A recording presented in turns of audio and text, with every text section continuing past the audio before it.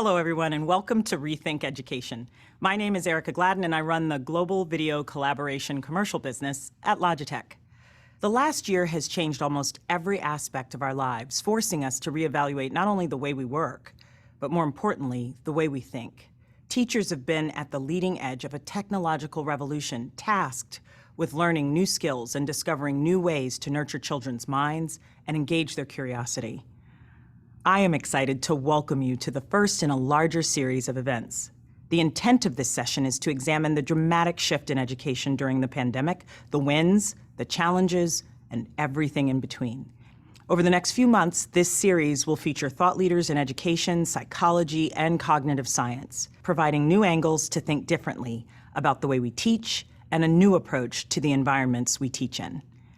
We'll also dive into your experiences and provide some context and tools for assessing, reflecting, and building on what you've accomplished this year.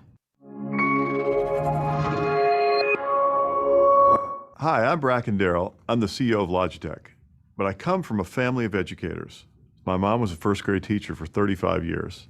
In fact, she used to joke that it took her 35 years to get out of the first grade. She loved every day of it. In fact, the day she retired, she went and started teaching at the local community college. So she loved teaching and every minute of it. Teachers have been on the front lines this year, going above and beyond to support their students and communities. You've been responsible for the safety, connection, growth, and mental well-being of your students. Teachers are struggling with the added stress of caring for people at home in addition to their students at school. Most teachers feel they were less successful this year than the past, and that breaks my heart. We know it's taken a toll, and that you're probably feeling some burnout, like so many people around the world. That's why we wanted to create this program for educators, with educators, to give back and hopefully help you re-energize and feel re-inspired as you go into the next year. We're here to serve you, and we brought together 2 speakers today based on what you told us was important to you at this moment. You asked for tools around how to move forward post this challenging year, how to regenerate and reflect so you can pursue your passion of teaching when students gather next year. With our gratitude for all you do for our communities and children, I'm so humbled to introduce Dr. Andy Walsh. Andy is a co-founder and partner in a very special organization called Liminal Collective. The Liminal Collective are a community of thought leaders, educators, professors, scientists, and adventurers that have dedicated themselves to enhancing human performance. Andy's worked over the past 2 decades with many of the highest performers in the world, performers who've had incredible successes, but also incredible challenges and disappointments. He's worked with hundreds of performers across the Olympics and professional athletes ranging from Shaun White to the San Antonio Spurs, but also with elite surgeons, creatives, and musicians, all with the goal to expand their potential and perform at the highest levels. I'm so excited to be able to turn this program over to Dr. Walsh to talk about educators as some of the most important performers in the world.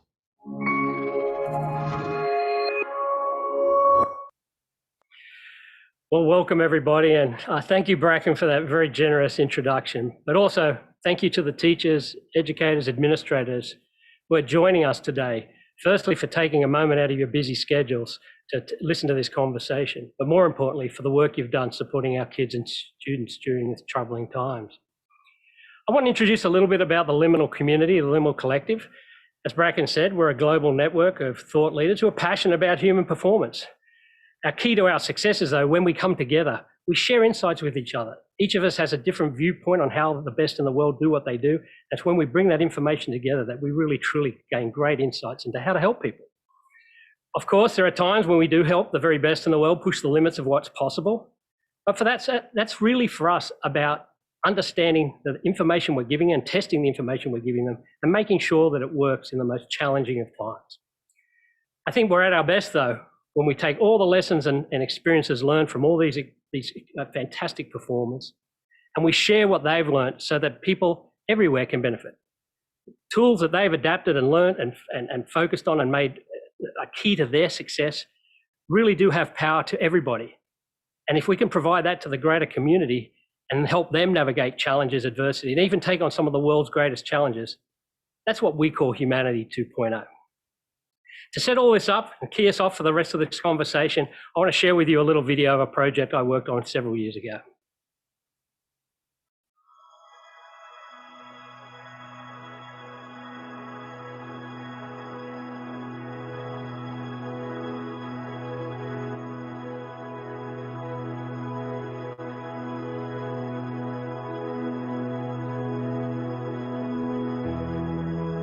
I'm slowly drifting to you.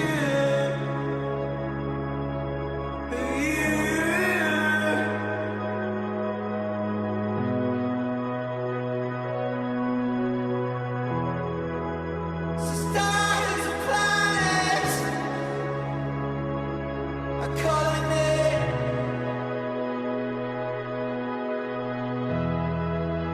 A billion years away from you.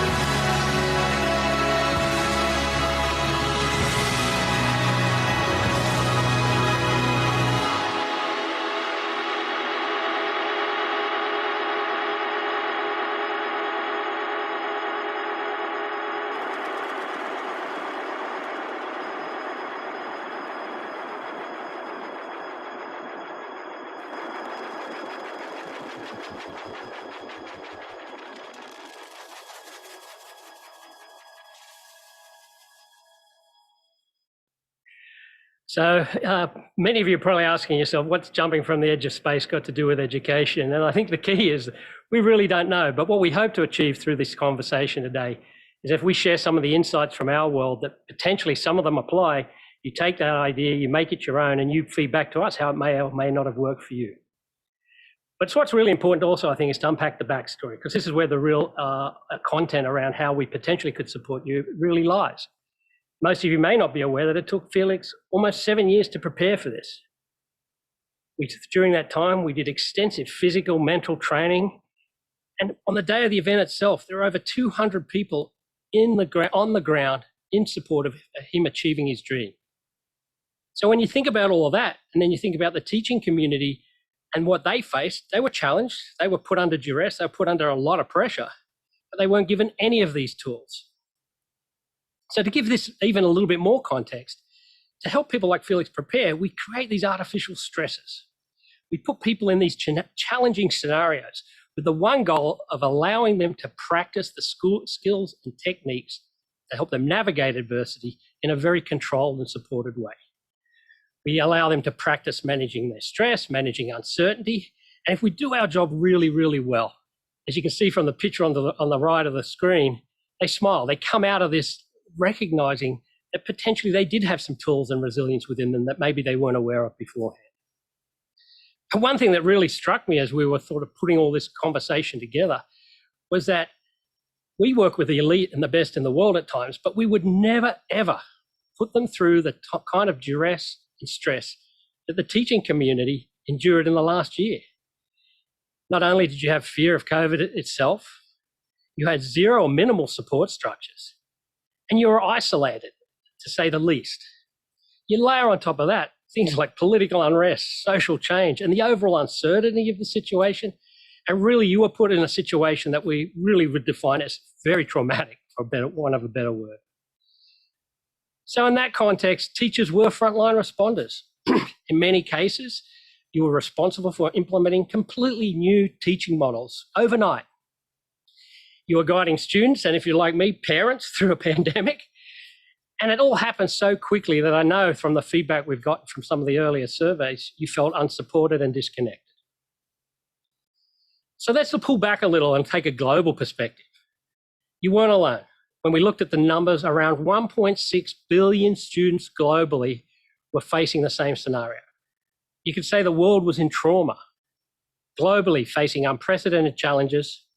And in summary of all of this, this is just an additional and incredible stress on you as educators trying to do your job as best you could. And I think like most of us, we're all still trying to figure it out. And this is part of why we're bringing these conversations to light today.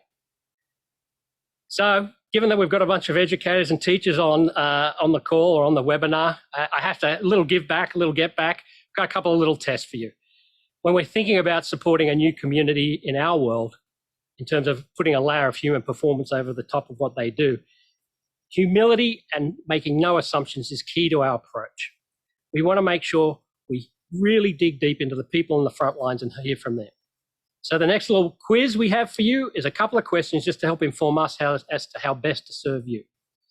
So the first question we'd like you to answer, this is the easy one, multiple choice.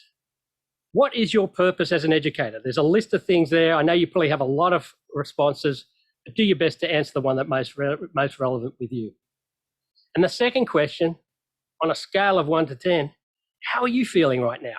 Given that you've just completed maybe one of the most challenging periods of teaching in your life, how are you feeling as an individual right now? Like any good test, there's a time limit, so we're going to pop up a screen so you can answer the questions, and I'm going to give you 20, 30 seconds to get your answers in. Just be quick, honest, and we'll unpack those later in the presentation.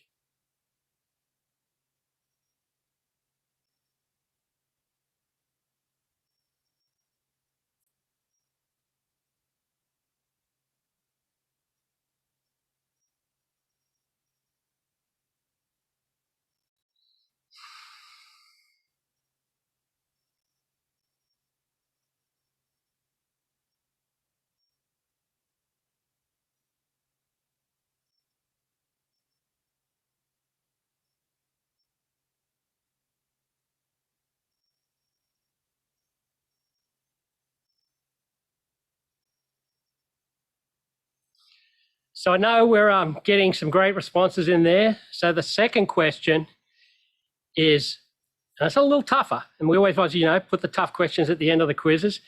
What is a single word to describe the characteristic of a great teacher? Again, I'm sure there are a number of responses you could put here, but we want to build a word cloud out of this. So pick one word that most resonates to you now and how you feel. And if you look below, you'll be able to see in the Q&A, you can enter that word and just click on that link. So while you're doing that, we did have a chance before this presentation to go out and actually speak to some of your colleagues and see how they felt about their year and their experiences. So I want to share some of their responses with you right now. I am feeling like I'm trying to honestly just make it to the end of the year. Just fragile sometimes, and I feel burned out. I'd be lying if I hadn't considered not coming back to teaching. You're not in proximity, in physical proximity, so you can't just walk over to somebody and connect. I want to just run into summer. I think we're all tired, exhausted. The craziest roller coaster I've ever been on. We lost that connectivity. We lost that synergy of energy that happens in a classroom. Being able to still bring that same energy that you would to a classroom of students to a sea of black squares on Zoom was extremely challenging. I think that now there is this value of what educators do. What kind of resilience mechanisms do teachers need to get through times like this? What does authentic, meaningful trauma support for frontline workers look like in other industries? And how can that be applied in education? Should distance learning disappear completely? Because I think some kids have kind of thrived in this shift. How do you get those students that are on the screen to feel like they're part of the class? How do I refrain from thinking about burning out? How do I redesign my classroom to fit half my students, to fit all my students? How do I find that motivation again to teach? I don't know about you, I've seen that video a dozen times, and every time I do see it, it's sort of almost heartbreaking to me listening to some of those responses. But what I really find interesting is that the idea that people were, even in their darkest moments, figuring out a way to move forward. One of the things we also do as part of understanding a community when we first enter into it is think about the researchers, the people who actually study this. So part of our job is to go out and look at all the studies that were done on teachers during this experience. And there was a staggering amount of work done, as you can imagine. We looked at over 99 studies that interviewed and contextualized over 7,000 educators. And what was really powerful about this research is it showed us a couple of things I think we already knew, but also a couple of insights that sort of ratified for us. As you look on the screen there and you can see the graph in front of you, you can actually understand, if you look at the middle of that line, that that's the 50% curve. Anything above is pretty good. Anything below is sort of less than perfect. What it does show, if you look at the top part of that graph, is that actually did rise to the challenge. Teachers did well. They probably didn't perform as much as they'd liked or as well as they'd liked given optimal circumstances, but you rose to the challenge. In the middle of that graph, you can kind of see that many of you, 50% roughly, did implement and flex. You figured out new strategies and new approaches. Given this was a completely new scenario for you, it's not surprising that you figured out new ways to get the job done. But what was really interesting for us as a group was, you look at the bottom when you're falling below 50%, is that you sacrificed your own health and well-being in order to serve the students you're with. And knowing teachers as I do, I think that's not surprising. But I don't want to sugarcoat this whole experience. There were people at times who struggled, as we heard from the video. People were challenged and people felt lost. And so in light of all that, or in spite of all that, recognizing that you still performed, I think we all agree that last year was a little nuts. And sometimes all you can do is smile.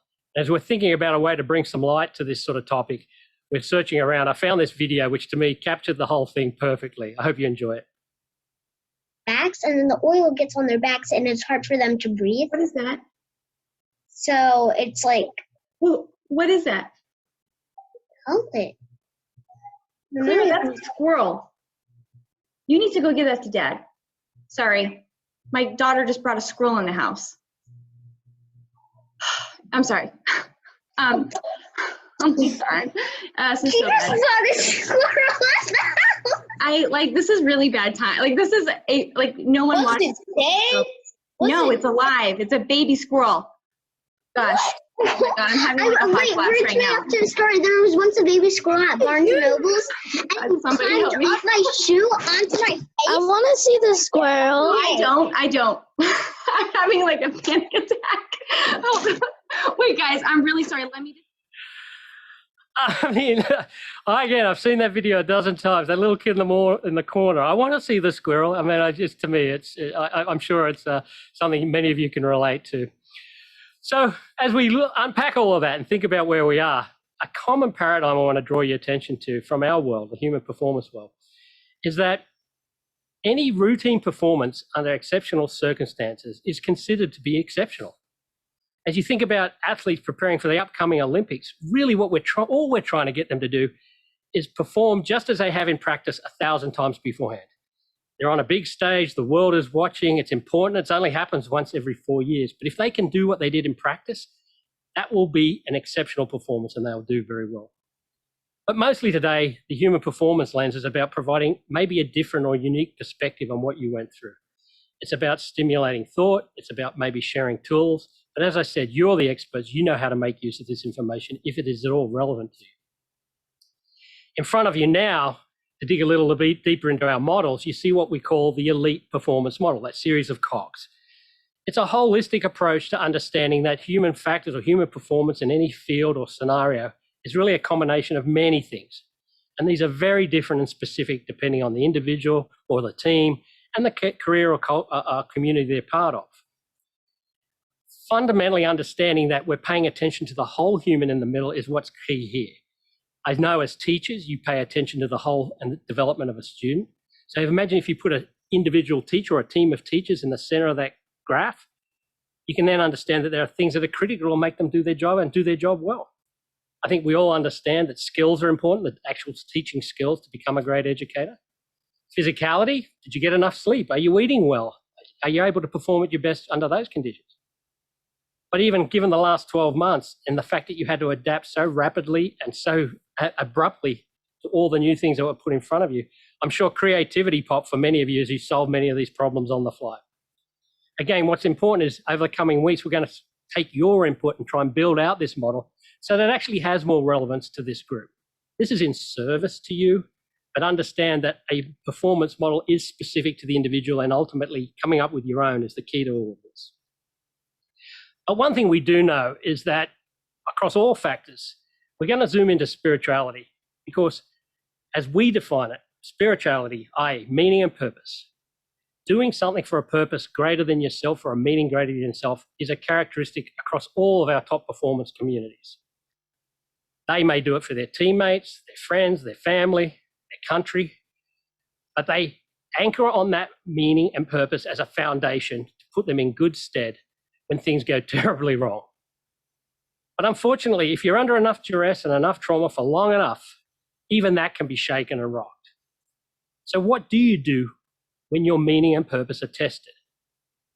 This is what we really want to try and unpack today, and I couldn't think of a better person, an expert in this field, than Dr. Adam Grant to unpack this. Welcome, Adam. How are you?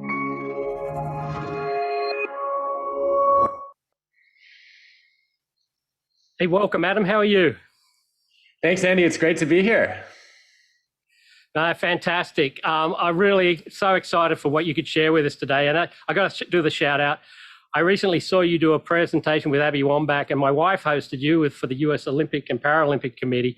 And it was a fantastic session. I thoroughly enjoyed it. And like many organizations, they're trying to understand how to move out of this period in time with a positive intent. And I know you're in high demand right now. So I'd love to kick this whole thing off by asking you, what have you learned from all these interactions with these communities? What have been your biggest takeaways that you've made from this? Well, it's definitely the hair, clearly. I think one of my biggest takeaways from this past year is so many of us have been through trauma. And if you look at the data on trauma, about 15% of people who go through a traumatic event will end up with some version of PTSD. And that's the worst possible case, right? That's being broken by the difficulties and the hardships you've endured. The data tell us, though, that there's a reverse there, which is post-traumatic growth, the opposite of PTSD. It's the sense that you are better in some way because of the trauma that you suffered. And over 50% of people end up experiencing some form of that. That's not to say we're glad COVID happened, right? If we could undo it, we would do that in a heartbeat. But because we're stuck with it, we end up choosing to grow through it. And there are three major types of post-traumatic growth that people seem to experience. One is a greater sense of personal strength. I got through that. I could get through almost anything. Two is deeper relationships. I feel more connected to the people that I suffered with, and I have trust with them. I have belonging with them that I didn't have before. And then three, to your point, Andy, is new possibilities and new purpose. I have discovered that other doors have opened that I didn't see before. And I've also connected to a stronger sense of meaning, saying, I have to make my time count. And I hope that on the other side of this pandemic, we have all of those forms of post-traumatic growth waiting for us. And I know that some teachers have already started to experience them. No, that's fantastic. Well, that's a great segue into the second question I want to ask you. You're an educator yourself. I don't know if you're actually teaching during this time, but as an educator, what did you learn about yourself specifically? Well, one of the things I learned was that I actually really need the energy of a live classroom. I cannot tell you how many sessions I taught where I felt like I was just violating the first law of thermodynamics, that no matter how much energy I was sending into the camera, less was coming back to me. And I think I had underestimated the importance of that face-to-face connection. I thought it was enough just to share ideas and be able to talk to people. But no, I want the live room. I cannot wait to get back to my live classroom in August for the first time. Yeah, I think that's an experience many of the teachers listening could relate to today. I recently listened to a bit of a podcast from you. I think it was based on the New York Times op-ed.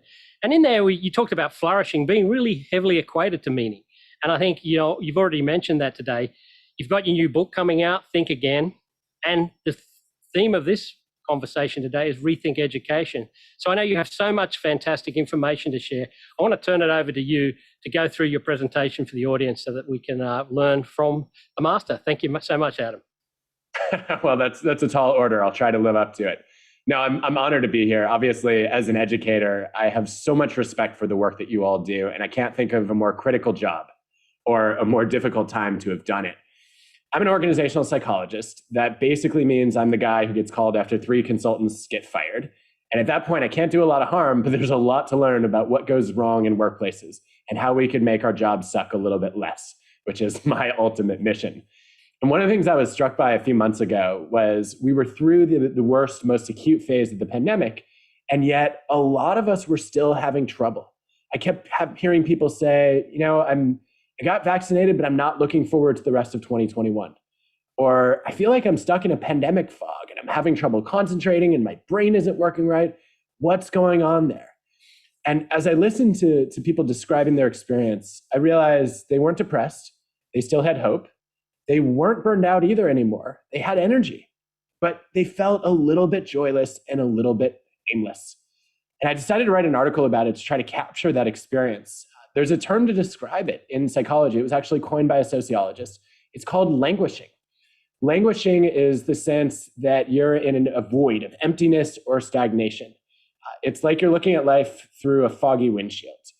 And we have extensive evidence that languishing can be a real challenge for all of us. That when you are languishing, number one, you might not even notice it. Because when you're depressed, it obviously takes over your life. When you're burned out, you feel the exhaustion. You have a sense that you have nothing left to give.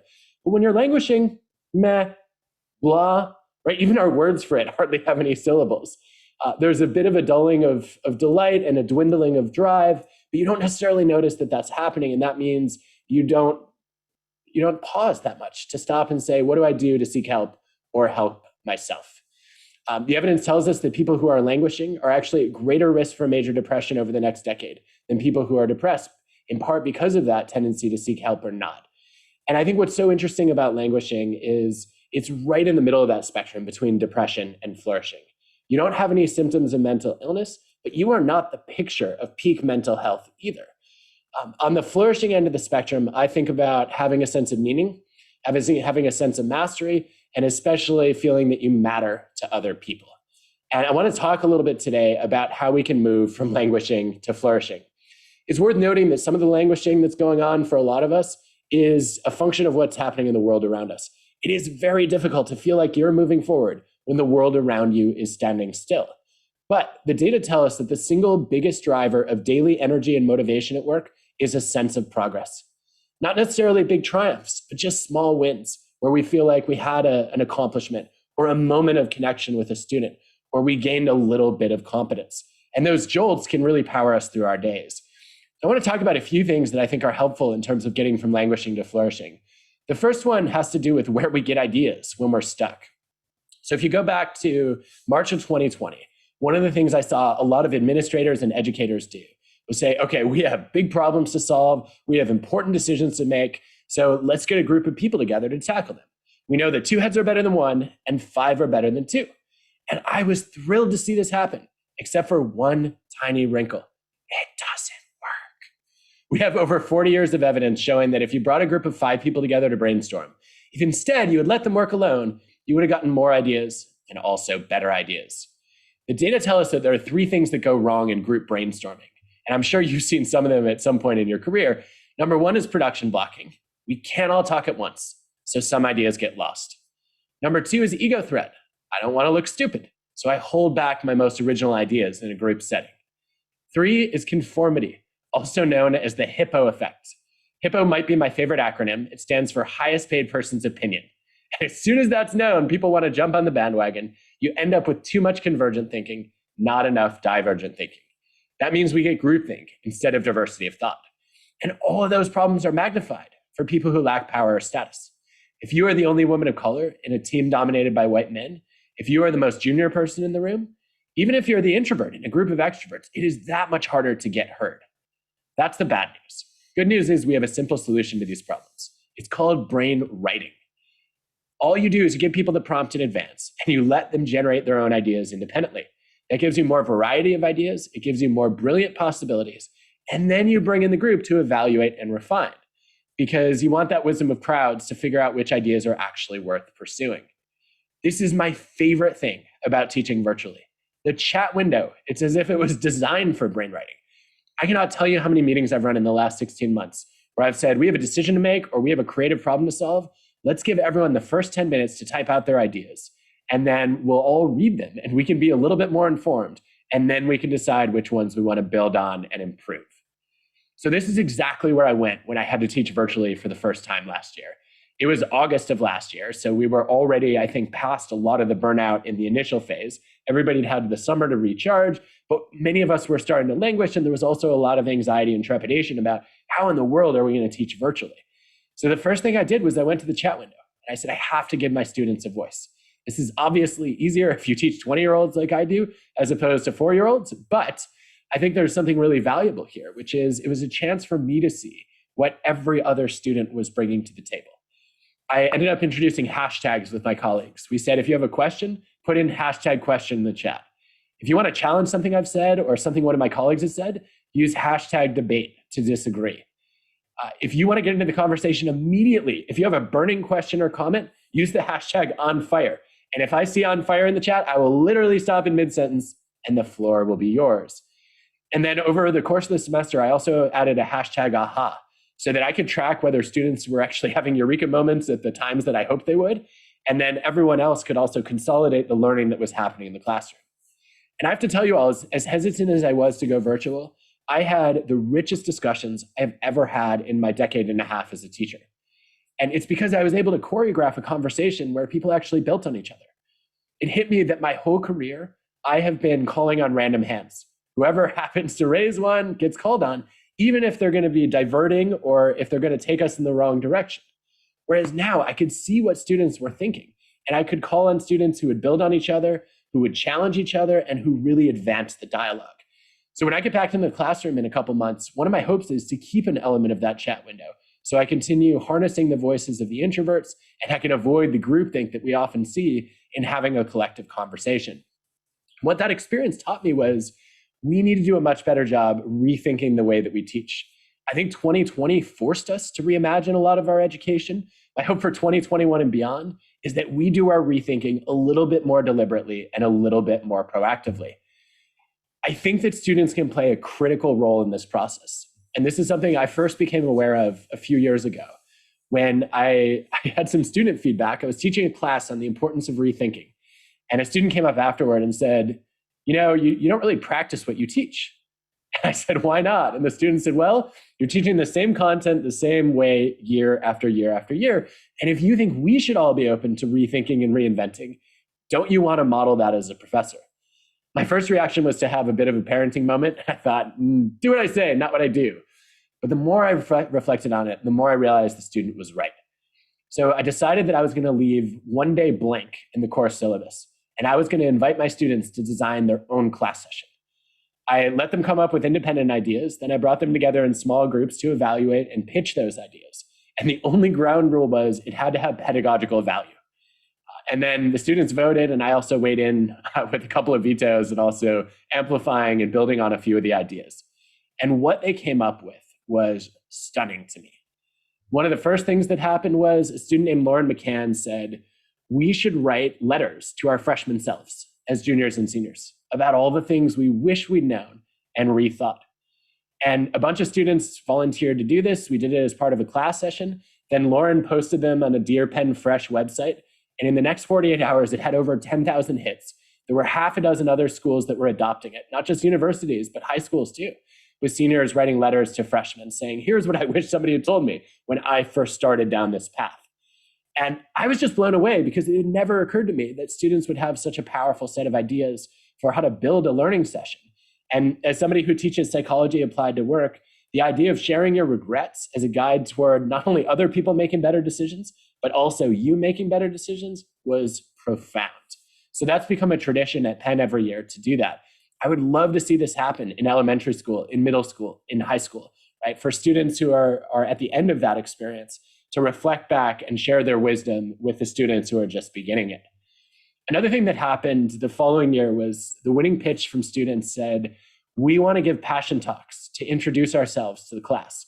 We want to just have 1 minute to share something that we love or care deeply about. And I had 12 students volunteer to do the passion talk session the first year. It was so moving that I ended up making it a staple of the class. And now every single one of my 70 to 80 students introduces themselves throughout the semester with a 1 minute passion talk. We have about 6 per class session. And the topics are wide ranging. I've learned to beatbox, even though I don't have a rhythm at all.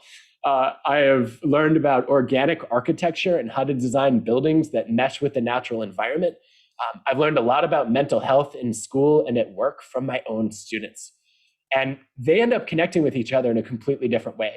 They feel like instead of being intimidated by all these high achieving peers, they're actually connecting with peers who are emotional, who are vulnerable, who have interesting hobbies and curiosities and backgrounds. And it really injects a completely different level of curiosity into the classroom. As much as I love these specific practices, the idea for me is much more simple, which is we want to let students have some control over shaping their own learning experiences.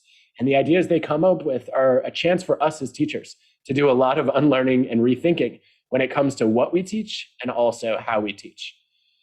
I think it's fair to say that a lot of us need to know the impact of our work in order to maintain that energy and enthusiasm for these critical lessons that we teach. One of the things I started studying early in my career is the fact that many of us do jobs that make a difference, but we don't necessarily know what the lasting impact of our work is. And one of the places where I decided to study this was fundraising callers. These are people who are raising money for a university, but they had no idea where their money went and who was affected by it. So I ended up bringing in a scholarship student to tell his story. He had 5 minutes to explain, here's how I got my scholarship, here's how it made a difference in my life, and express his gratitude toward the callers who were making that possible. Afterward, the callers who'd been randomly assigned to meet him for 5 minutes spent 142% more minutes on the phone and raised 171% more money. And it was striking to me that just a single interaction with one person who benefited from their work was enough to energize that much effort and really create the meaning and the mattering that drives people toward flourishing. I think with a lot of people in a lot of jobs, my first question is, if your job didn't exist, if you were not doing your role today, who would be worse off? And the people who come to mind are the reason your work matters. They are the people who give meaning to your job. And you want to know them. You want to see their stories. You want to be face-to-face in contact with the impact you have on them. I think that with teachers, it's a little different because we often get to see our impact in the moment. We know our students by name. We have personal relationships with them.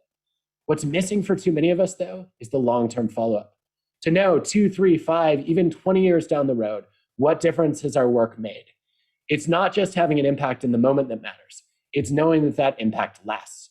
And I think one of the most effective things we can do to escape languishing and move toward flourishing is to reconnect with our former students, to find out what we've said, what we've taught, how we've supported them in a way that's really stuck with them and made a difference for them. I think all of us could be doing this individually, but it's also something our schools should be doing, right? If I were running a school, one of the first steps I would take is I would plan an annual day where we invite alumni back to share their most powerful stories, the moment that changed their lives and the teacher who changed their lives. And what a meaningful experience that would be for all of us to be reminded of the power of education. I think that requires a bit of skill on all of our parts. We need to excel at mental time travel. This is a skill we study in psychology, and it's the best substitute I know of for having a DeLorean or a Tesseract or some other device that hasn't been invented yet. I think over this past 16 months or so, a lot of us have said, normally I believe in carpe diem. I love to seize the day and live in the moment. But right now, the moment is kind of terrible. So I would like to be somewhere else. If I could rewind to a better past or fast forward to a better future, it would be a little bit easier for me to maintain my energy. And the most interesting conversation I've had about that since the pandemic started was back in March of last year. I called up someone who I knew would help us get through remote work. It was Scott Kelly. He's the American astronaut who set the record for spending 340 straight days in space. I thought if anybody knows how to deal with remote work, it's the guy who lived on the space station for a year. And the big takeaway from Scott for me was he said, look, I'd been to space 3 times before, but I knew I had to prepare for my year in space differently. So I set a goal that I was going to come back to Earth with the same energy and enthusiasm that I had when I left. And I was taken aback by this because Scott is sort of gruff and tough and disagreeable. He was a Navy test pilot, not the kind of guy who normally talks about emotions. And I said, Scott, why are we talking about feelings here? This seems out of character for you. He said, well, it was pretty simple. I knew I had to focus not just on my mission from NASA, but on how I wanted to feel. Because if I didn't have that mental image of coming back to Earth with the same energy and enthusiasm I had when I left, then I wouldn't really have something to keep me going. And I thought that was a brilliant example of mental time travel. Scott was imagining the future in a very vivid way. And what we know from research is when you create a mental picture of the energy and enthusiasm you want to have a couple months down the road or a couple years down the road, that speeds up your sense of time. It makes that future feel more real. And then it also allows you to rewind and ask yourself, what do I need to do day in and day out to make that future a reality? It also pushes you not just to look forward, but also to look back. I think one of the mistakes that a lot of us have made this past year is we've said, well, never been through a pandemic before, so I'm not really sure how to get through it. And that is true. Unless you're 104 years old, you probably have not lived through a pandemic. And even then, I'm guessing you don't remember it. But if you define it more broadly, if you think about there are times in the past where I have faced hardship, I've gone through loss, I have faced heartbreak and failure and disappointment and rejection, I have burned out, I have languished in the past, then I can ask myself, what is it that got me through those experiences before? And I can learn lessons from my own resilience. And the best part of doing that reflection is you often realize that your past lessons are ones you need to relearn today. And one of the best ways to relearn them is to find someone else who's facing the same struggles that you are, somebody else who feels burned out, somebody else who's languishing, and give them a little bit of advice on how to overcome it. You will find that the advice you give, more often than not, is the advice you need to take for yourself. I think a lot of us are rethinking our habits, our choices, our decisions right now. And I think this is the perfect time to be open to experimentation and figure out what it takes to reimagine education, not only to engage our students, but also to maintain our own engagement. Thank you. Education was blown up, and we all survived. Technology has afforded us so many excellent avenues to overcome the difficulties we're facing that students are doing music just as well, if not better, but differently. There were a good chunk of students that definitely thrived via the distance learning environment. I'm excited about how technology will be used in the future in teaching. We did figure out some awesome things, which is recording ourselves and then creating like a virtual orchestra or virtual choir. For my students with learning challenges, my special ed students, I was really able to use digital notebooks. For Valentine's Day, we wrote predictive text poetry. Students created like those mosaic music videos that you've probably seen online. They've learned video editing. They start with the word roses, and then on their iPads, you know, and you get the 3 options for the words. They had to choose just from those and write a poem. I'm kind of excited about, you know, what's going to happen next year, right? You know, it's what's going to happen in 2 years, in 5 years, and how is education going to look like? Hey, well, again, thank you, Adam. I love the idea of the Teachers Alumni Day. And as we just heard from these teachers that in that video, their reflections on what they started to understand about the experience and how they were moving forward. I think the last teacher in particular, what can we take forward? What can we sort of salvage from this experience, as challenging as it may be, and bring it forward in such a way that it helps us out? So I think we covered a lot today. You heard a little from me, but you really, Adam, got into the real details and some great tools and insights on how to help people.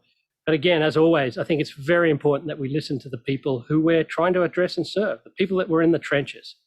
So with that, I'd like to welcome finalist of the National Teacher of the Year, Mr. John Arthur.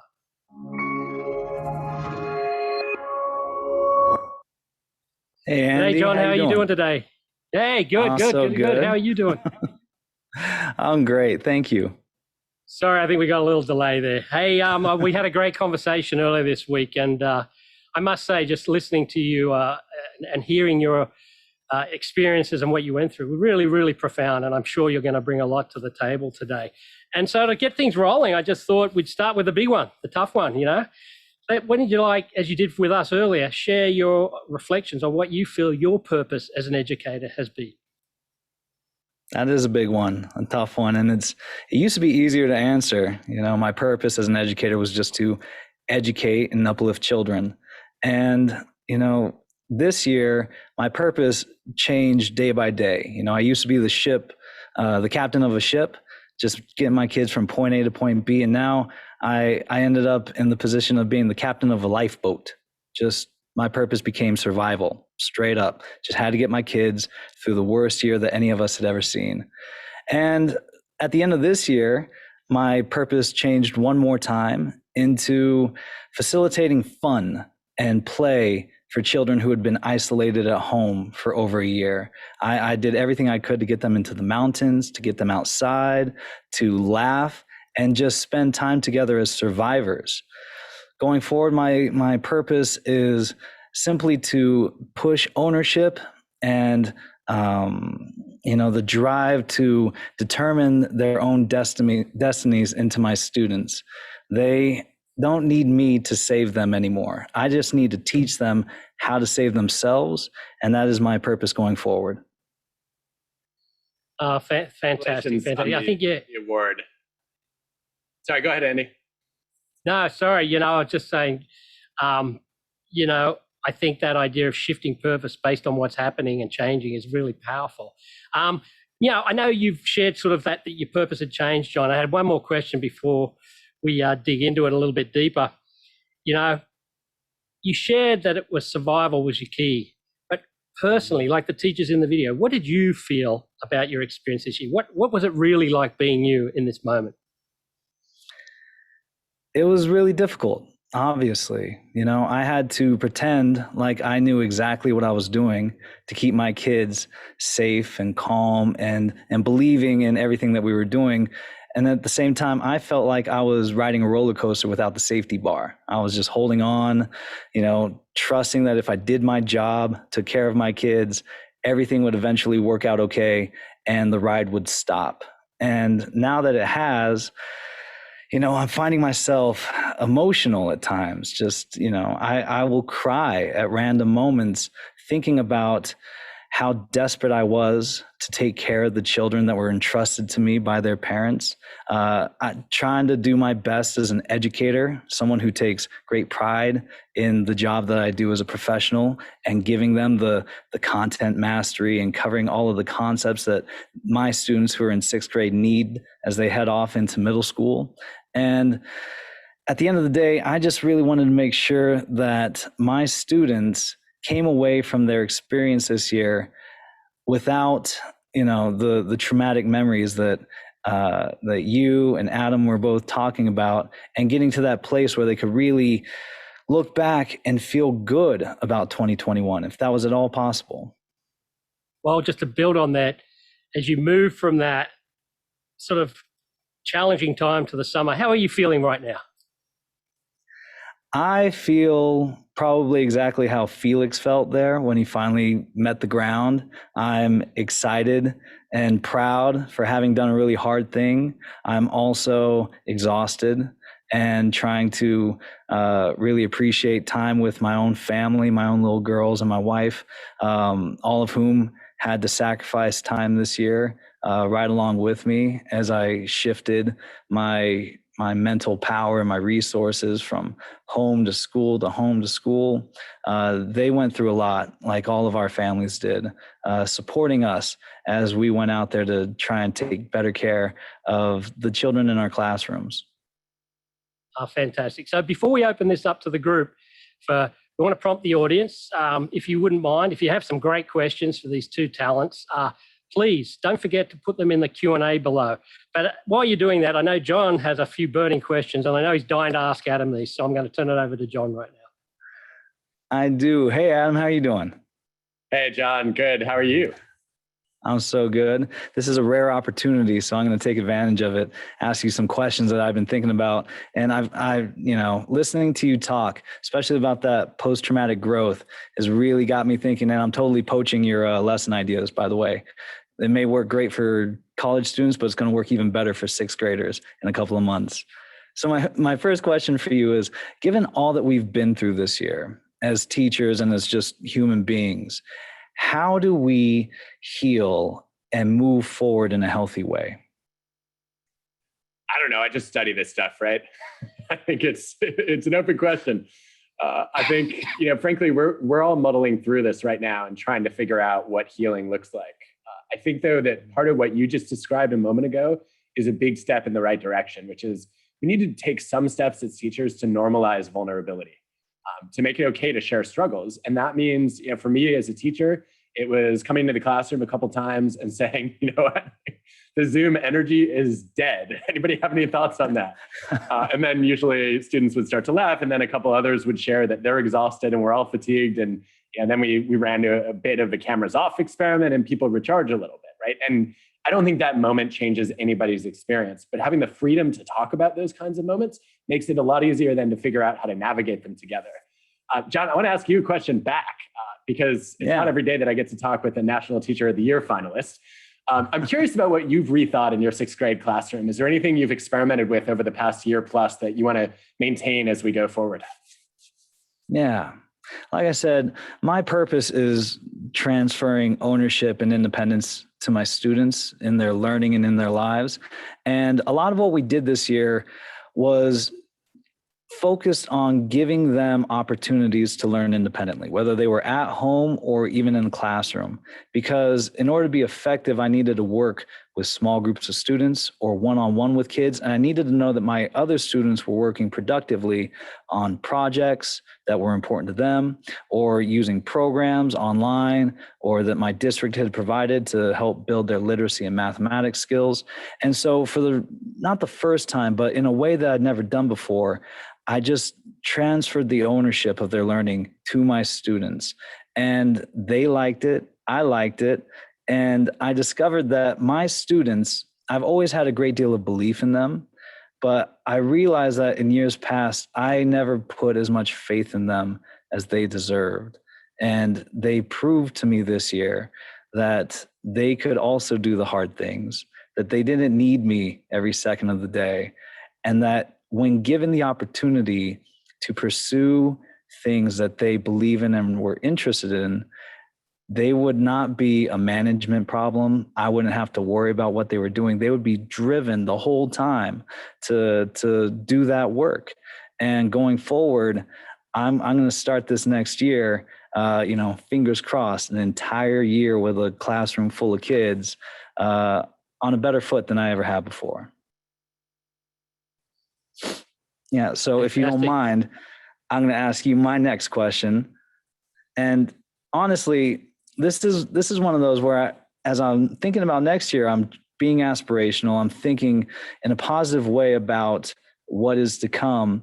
But, in education, we talk these days a lot about toxic positivity, where it feels like that act of being positive can almost be harmful to the health and happiness of our colleagues, of our classmates.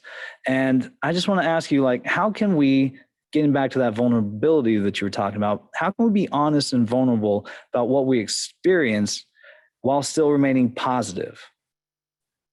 I think it's a tightrope walk for a lot of us. When we look at the science of toxic positivity, it basically tells us that being positive is not what hurts people. It's the pressure to be positive, right? It's being forced to express emotions that you don't feel. That often leads to a sense of inauthenticity, that creates distance between teachers and students and between students and their peers, because they feel like they can't open up and be real. I think that what we're looking for probably in this coming year is hope, right? We want to have something to look forward to. We want to be excited about what's ahead. That doesn't mean that every experience has to be nirvana.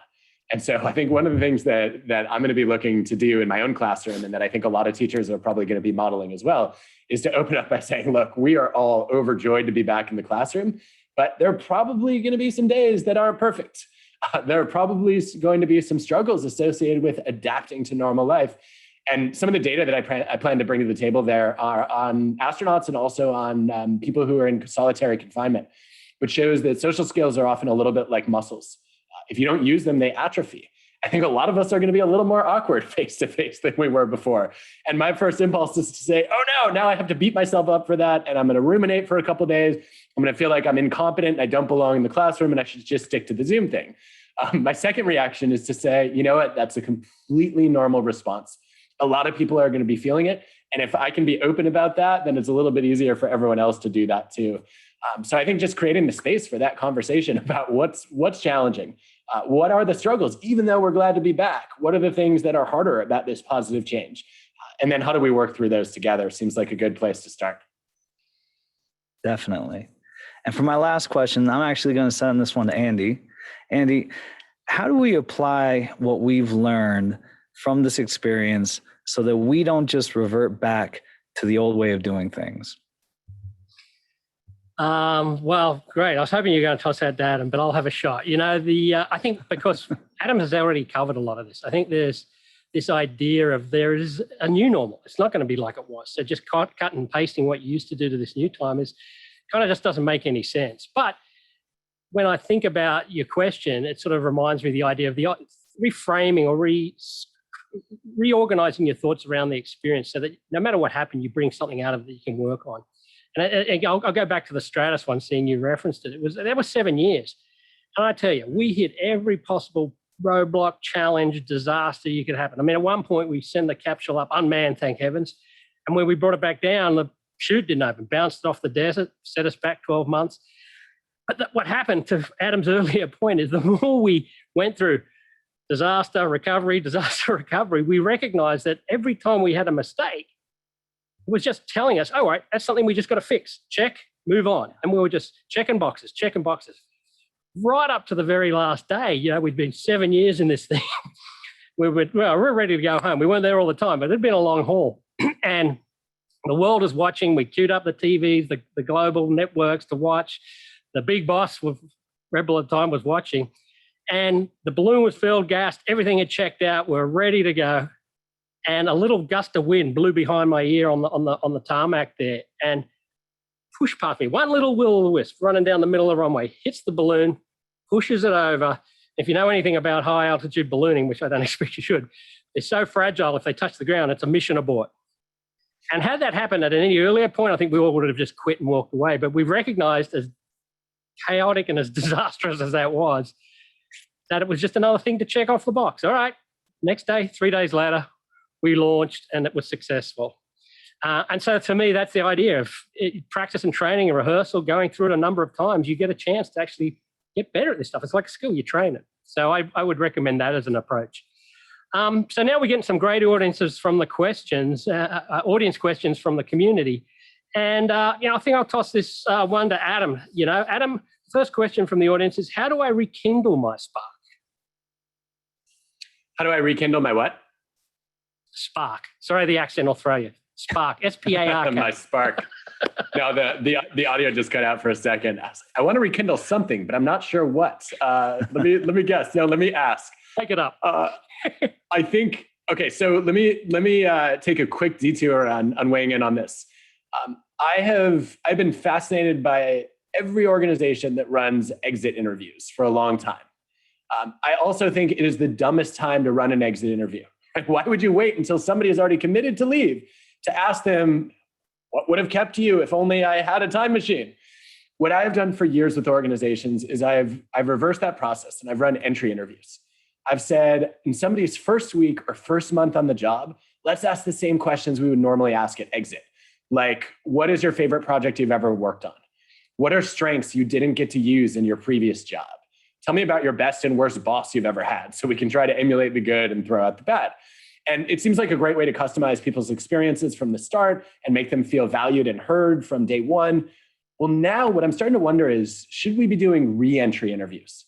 Should we go to all of our colleagues and some of our students too and ask, what's the best experiment you've run in the past year or so? What are the old routines you've thrown out the window? What are the new practices that you've rethought?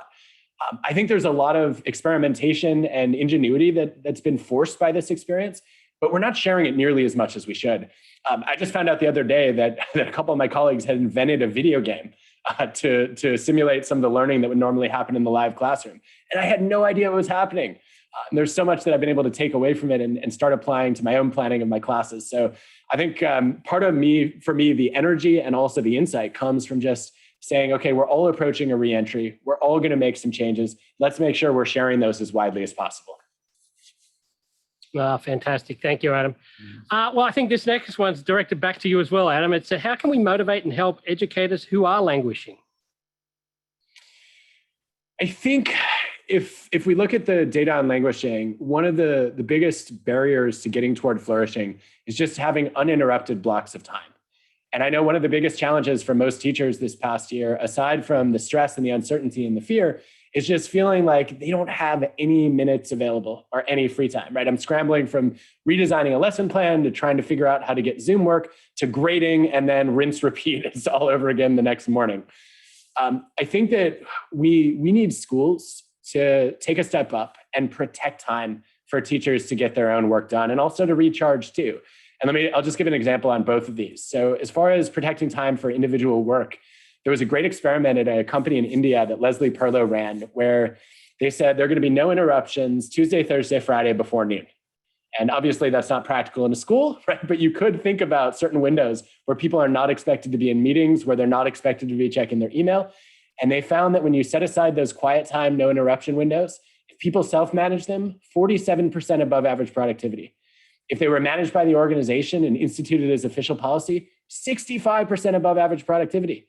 Right? Knowing that you had time to concentrate, to find flow, to get into the zone of deep work was pretty helpful there. And I don't think there's anything magical about the specific times.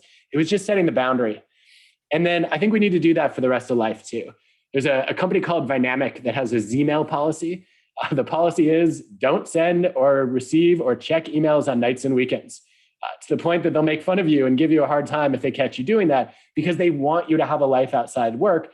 And they know that investing in your well-being in life is a great way to make sure they maximize the quality of work that you contribute. And again, I think schools need to set the tone on this, right? I would love to see principals, vice principals, department heads, et cetera, set that tone and say, look, if it's an emergency, please call me. Otherwise, I am unplugging and disconnecting for the weekend. Fantastic, fantastic. Well, I must say, I can't thank both of you enough, John and Adam. That was extraordinary to hear your perspectives. I wish we had a lot more time, as I know the audience, with a number of questions that came through, do as well. But our deepest thanks and gratitude, not only for being here today, but what you're doing to help us all out. Thanks so much.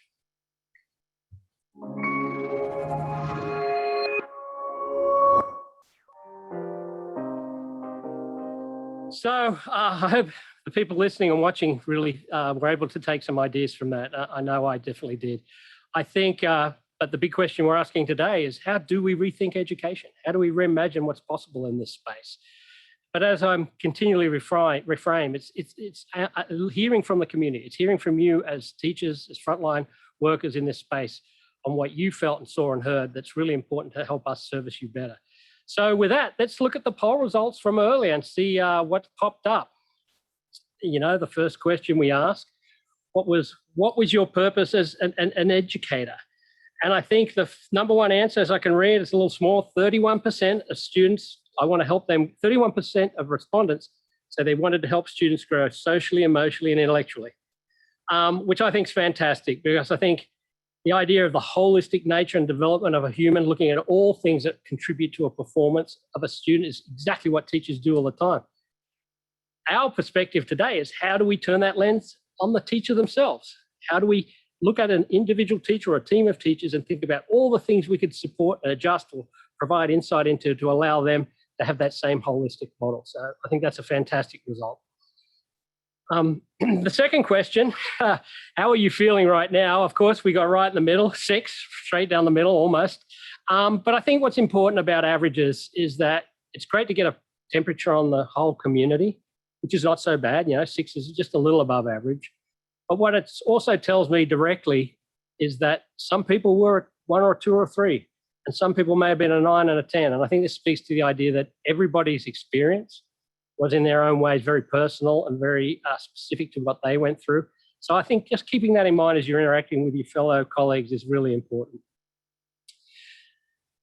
The final question, name a characteristic or trait of a great teacher.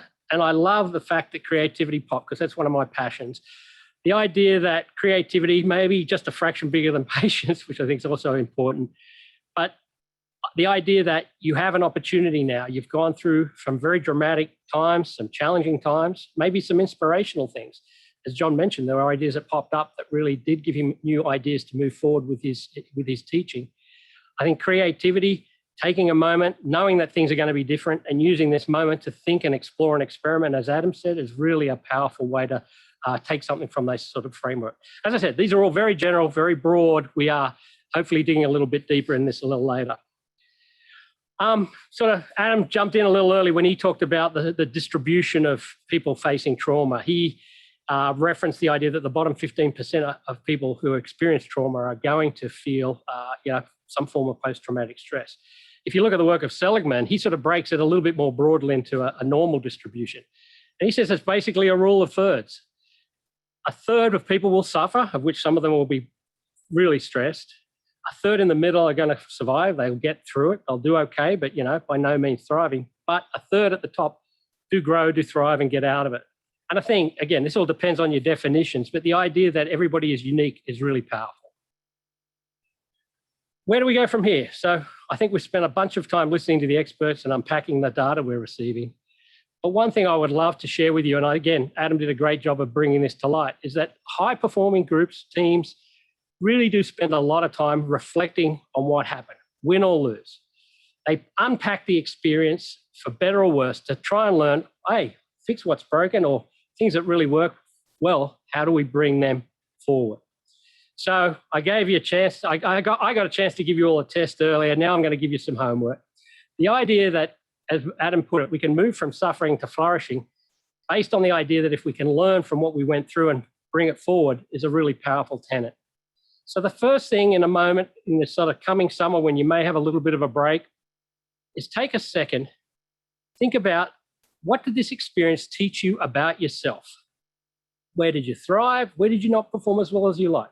And the key to this, to avoid the groupthink that Adam mentioned, is to do it from your lens, just your lens. What did you experience? What did you figure out? What did you struggle with? That's the most important thing. The second piece of homework I'd love to share with you for the summer break is, let's take it up a notch. The first one was about you. Now think about your experience and how this experience formed your thoughts about how the organization performed. So what did this experience teach you about your organization? Again, it's critical that you use your own personal lens on this. Don't unpack in a group, what did I see the organization do well and what did I see the organization struggle with? How did you perform as a unit? Again, your individual perspective is important in this process, and I'll unpack that in the end of this conversation. Then, what learning should you bring forward to next year? This idea of what happened, what went well, what didn't, as an individual or team, what can I take forward for me, my team, and bring into light in the future years so that it makes things a bit easier and maybe a bit more successful. Be careful to be honest with yourself and try not to fall into the trap of, I've been through a tough time and I'm going to jump straight into what I used to do or jump right into planning for the next thing. Put that pause in the middle so that you get a chance to really unpack this stuff for yourself. What worked and what didn't work. And why this isn't so important, why this is so critical that you use your lens only, is your personal experience has extraordinary value. Don't underestimate the value of this experience. When it becomes very powerful is when you take your experience and you then share that with the person next to you. This is the idea of the collective wisdom. When you all bring your own lens, your own thoughts, your own experiences to the conversation with equal power and contribution, that collective ideal is not groupthink, but it gives you all those great ideas that Adam reflected upon. So to help us step this up a notch and get a bit more detailed information about what really happened, please take the survey, which goes to a lot more detail. There's only 10 or 12 questions, but it gives you a chance to dig a little bit deeper than those first 3 questions we gave you today. You can see it in the link below. This survey, again, is all about you and your experiences, because what we're attempting to do is take everybody's individual experience and then share them back. At some point in time when we think we've got enough respondents, we'll pack this all up and put it back to the community so that you can make use of it as you may. So with that, what an extraordinary day. I've had the distinct pleasure of hosting this, but really I think all the people that contributed, including the community online, have really made it a fantastic session. I want to thank you all deeply for this. And in the coming weeks, you're going to see a series of these presentations attack sort of different topics that you may have brought up today. And I think for the most part, the next session is going to be on the biology of learning. So thank you very, very much, and deepest thanks to all of you.